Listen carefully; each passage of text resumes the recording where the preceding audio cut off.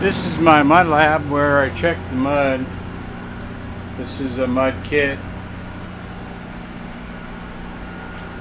and I'll show you all this when I get it going. These are the parts that go to the filter press, and that squeezes the fluid out of the mud so we can test it. Here I put some mud into the filter press under 100 pounds of pressure, and it's going to squeeze the fluid out of the mud and collect right down there. Then we'll be testing that. We also take a milliliter of mud, add a little distilled water to it, put in some phenolphthalein. You can see it turns red, and we're going to test the alkalinity of the actual mud itself.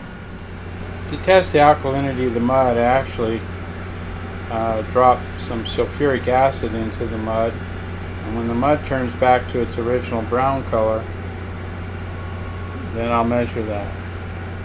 And here the mud turned back to brown at about 4.5 milliliters.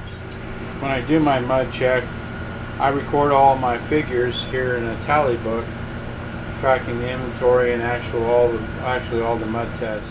After checking for the PM, that's the alkalinity of the mud itself, cleaning up the dish. And while we're waiting for that, I put some mud over here to cook it, actually heat it up to 120 degrees, and then we'll run it right here through our viscometer, and that'll give us our rheology readings. Rheology is basically how strong the mud is, and how well it'll clean the hole, that is to bring up cuttings from the bottom of the hole up to the top and out into the pits. On the filtrate, we run this test for 7.5 minutes.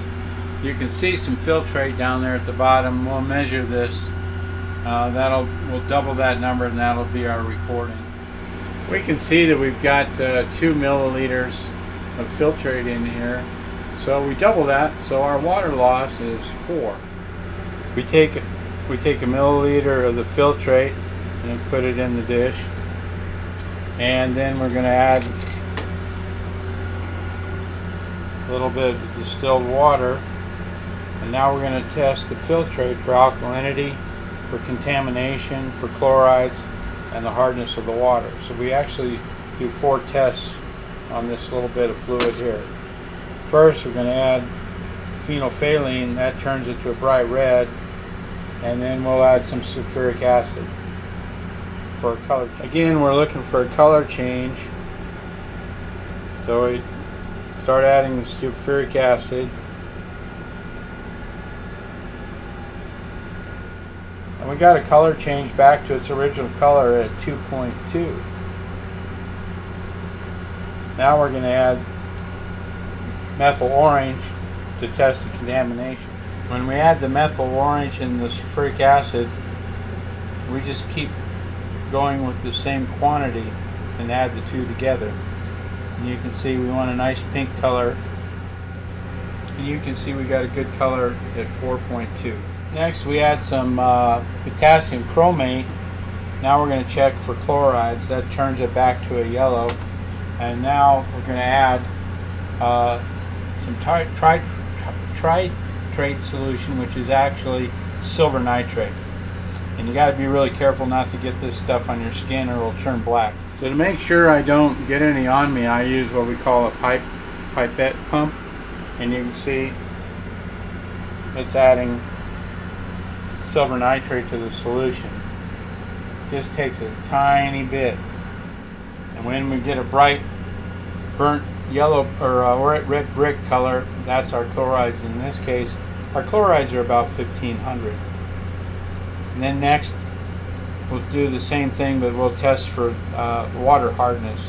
We test for water hardness. We use the rest of the filtrate, another milliliter, add our buffers and our versinate, and it turns it into a deep purple, and then we're going to titrate it back to a pink. I didn't mean to say pink, I meant it changes it to a deep blue, and we can see here we got it at about 0.2. We multiply that by 4. That shows our water hardness is 80.